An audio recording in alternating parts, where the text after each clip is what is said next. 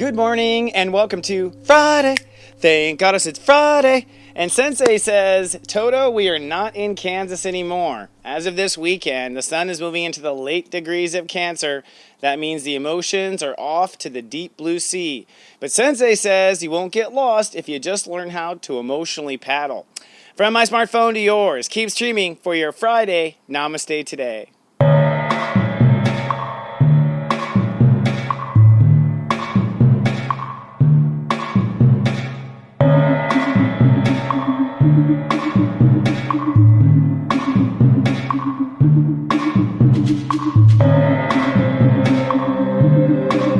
Welcome to Namaste today, a joyful way to start your day. I'm your host and spiritual life coach, stepº23. I live and work in the modality of psychic astrology, and my personal mission is to stand in my heart, walk in the light, and promote peace on earth. Namaste, my friend, and welcome to Friday. Thank goddess it's Friday, and it really is always a better Friday, at least during the summer here in the northern hemisphere anyways. And today, my friend, we are venturing out to the deep blue sea. When I say deep blue sea, I mean some emotional depths and some emotional areas we may have been afraid to go to before. But I think today we're going to go there, and Sensei is going to give you the paddle to paddle through that little storm. But before we do, let's take a look at today's zodiac weather. This zodiac weather is for Friday, July 15th, 2016. Well, looking at the 3-day weekend forecast, today's going to be overcast and seeking love. Saturday, you'll be sunny and you'll be super focused. And on Sunday, you'll be sunny and you'll be introverted and sacred.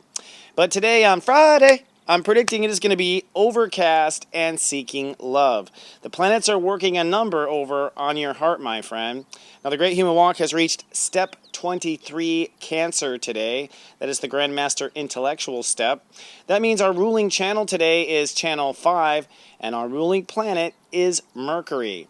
Now, the emotional tone today may be mopey, and you may feel hopeless. That's because the moon is in the early degrees, or Act 1 of Sagittarius, and our mental focus is trying to open up to love because Mercury is at step 3 Leo. What this boils down to ultimately is we are oversensitive, we are emotionally deep, and we are wondering if anybody loves us. And that really leads us to today's tea time topic, where I'm going to talk about where some of these deep feelings actually come from. So go get some tea, and let's have our tea time.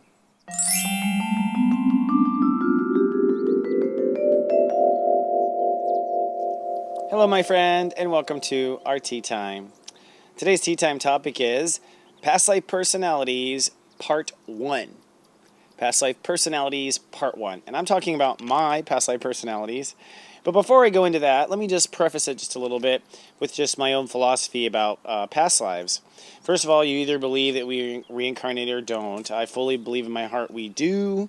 I've had so many of my own affirmations and miracles that have shown it to me.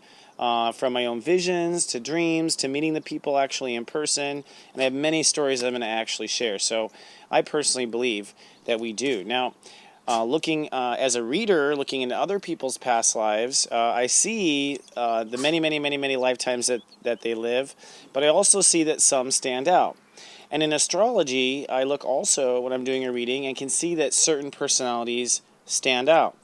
Now, I believe that what happens is that we want to experience a certain experience on Earth, and what we do is we deliberately awaken only certain past lives to create this like hybrid character of all of those past lives. Now, if you've been on Earth for a long time, you've probably lived between 700 and 900 lives on Earth. The fact that you remember 3 or 4 is significant, okay?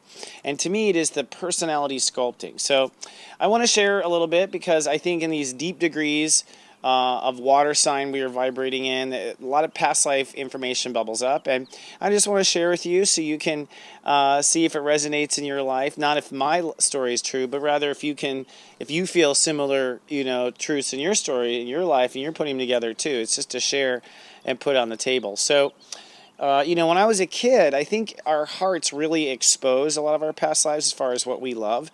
When I was a kid, it was very interesting. I was totally in love with the planets. I really was. Every science project was the planets. I watched all the planetary what's the word, documentaries back then, but they were really nerdy. You had to seek them out, like on PBS. It wasn't like in your face, like the universe was. And I was just totally, checked out library books on the planets, just loved the planets. Didn't know why I loved the planets. Well, as I started to grow up, I started to feel like, you know what, I'm going to be an astronaut. That's what I want to do. And, this is all, my puberty and whatnot. And for a while there, in freshman and sophomore in high school, I was ambitiously aiming to be an astronaut. But then I found media and television and fell in love with being popular. And basically another past life personality was starting to awaken at that time.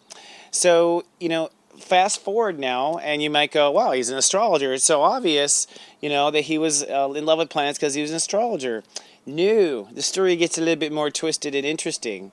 I actually, in this series of angel readings I had with a very talented angel reader, the angels were providing me with important information they felt that was necessary to kind of expedite my growth. I think, frankly, because they thought I had been going too slow. Like, believe it or not, like I had been distracted and not focused, and they're like, look, let's just get to the chase here. So they told me specifically about a specific name of who I was in a past life. And I'm not going to get into into like necessarily name dropping or whatever. This person is available, is known to some degree, but not in a crazy thing. But the point though is that this person, they said that I was this person, and this person was a person who ultimately was studying the skies and trying to find planets, and was an observation person looking in the stars trying to find the planets. So I was like, oh, that totally makes sense for me. It really resonated as true. The angels told me that. And I was looking for the outer planets. I was looking for Pluto. I was looking for Uranus and Neptune. I was looking for those outer planets in that lifetime. And the angels gave me the actual name. I looked it up. I found him on Wikipedia. And when I found him on Wikipedia, I looked at his picture and I was like, that looks like, I think, me as an old man. Like, seriously, like, it kind of spooked me out. I was like, holy shit. And then looking deeper in this dude's information, he lived and died in the same region, okay, of Austria that my grandma Wateki is from. Okay, so there was like my grandma Wateki came from that area. It's like, so, and she came to the United States, and then later I was reborn here.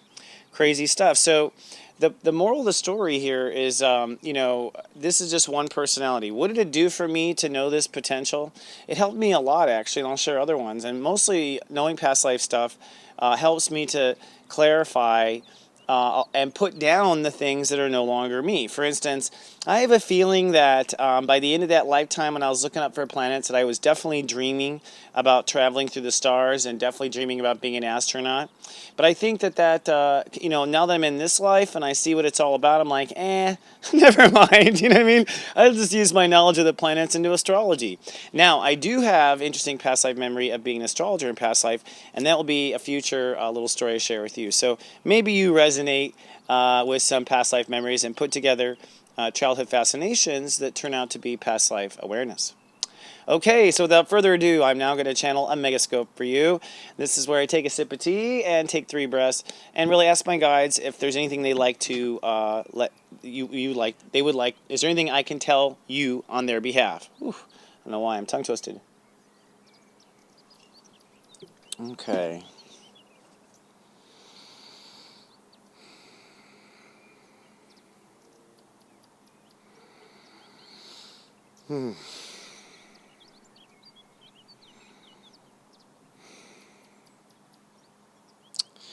Okay, I'm kind of giggling just a little bit because basically they were showing me the moon in Sagittarius, and then they showed me this other part of our relationship, of me with them. Like, they've been showing me this one thing, and it has to do with Saturn and Sag, basically.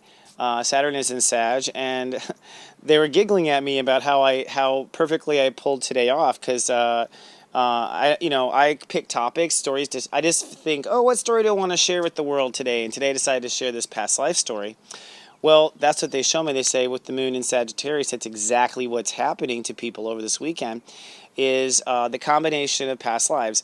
As the sun is in the high degrees of Cancer, we're in the highest, deepest part of our consciousness. You can look at this as our deepest subconscious or our highest superconscious. It's kind of the same line, really. Okay, we're on that part of the consciousness. So on one hand, we're pulled deep.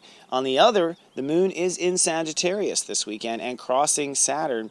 And what they showed me was that people are awakening to their past life stories.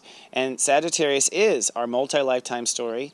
It's also specifically, I find, one past life story that we really are near and dear to our heart. And I'm going to be sharing that past life story later. So, how does this translate to reality, Christopher? It translates this way. If you suddenly have an interest to go join a poker tournament, I would. Okay, I would definitely follow your weird quirky interest. Now, if you suddenly have the interest to do harm to another person, I wouldn't. Okay? And I think to some degree the people who are tipped right now are awakening past life warriors and things like that, that they feel unfulfilled and they're not in touch with their past life memories. But the point is to pay attention to your dreams right now, pay attention to your symbolism, and pay attention to your stories, because a lot of interesting things are unfolding. Now, that said, I want to give you 3 little takeaways for the weekend. We're a little over in time, but I tend to give you extra gifts on weekends. Step 1. Be mindful of how you feel today and through the whole weekend. I feel kind of depressed even though everything's fine. Okay. When you have unusual feelings that don't make any sense, that is how it begins, okay?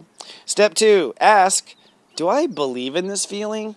Do I believe in this feeling? Does this feel like me? Does this feel like something I might be? Does this does it have any merit inside of me? And step 3, ponder, what do I wish the feeling was? What feeling do I wish was inside of me? And the reason for that is you're sorting through past lives. Just because you identify a past life doesn't mean you wish it was that again. Okay, so it's ew, I feel all this anger. It's okay, do I believe this is me? Yeah, I think this is me. Is this what you want to be? No. Okay? So that's how you kind of sort through it. Now, for those watching over my personal Sensei service, today in your pep talk, I'm going to help you with some tips to reading your own psychic symbolism. So just some inside tips of what I've learned over the days. And today for your 3 o'clock eye candy, I'm going to talk about how deep your sea is. What I mean how deep your sea is just how deep you are psychically and where you tend to be focused on. For everyone else, I welcome you to come on down to SeriousJoy.tv. We aim to help people be the brightest star in their hearts, and we have extra information and also information that's free videos, things you can study about yourself, and also you can check out my personal Sensei service if you are so interested. Otherwise, have a great weekend, folks. I'm not sure why I'm tongue-tied, but I'm trying to just let things flow today. Please do remember that I do love you. I'll see you on Monday with more. Until then, live, love, be.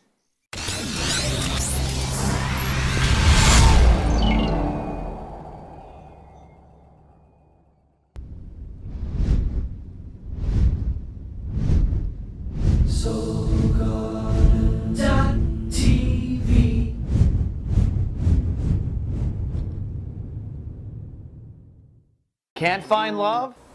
That day is over. With just 8 numbers, we can reveal all your secrets to sex and love. We call it Secrets of Birthdays, the Love and Lust Report. Find out the secret to your heart at secretsofbirthdays.com.